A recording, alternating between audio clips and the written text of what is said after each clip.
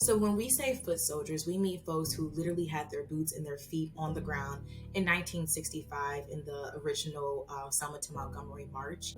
It was a huge moment and a pivotal turn to the fight for racial justice in passing of the Voting Rights Act of 1965. Selma and Montgomery are not even in the same county. They are over 50 miles apart.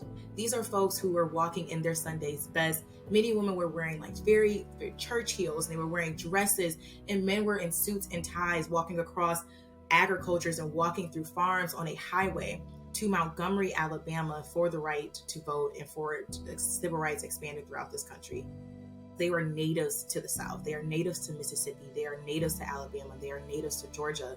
And there are so many folks who still live in this town. They hosted Reverend Martin Luther King and First Lady Coretta Scott King in their homes. They hosted different foot soldiers who were coming from states like Georgia to Alabama in their homes and in their churches and their community centers.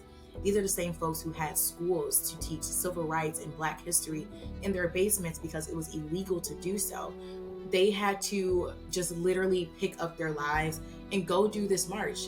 It was nothing more important in the world than quite literally putting their bodies on the line to secure a future for their children and their descendants to come after them in this world that we call America and in this fight for civil rights. What one can expect when participating in Jubilee Weekend is that it is a way to continue the fight and to be amongst all of your peers in the civil rights community, but it's also a quite literal example of walking in the footsteps of those who came before you. We need to always return to the bridge. We need to always return to Dallas County and return to Selma so that we are constantly reminded of what we're working for and who we're working to protect and whose legacy we're working to continue.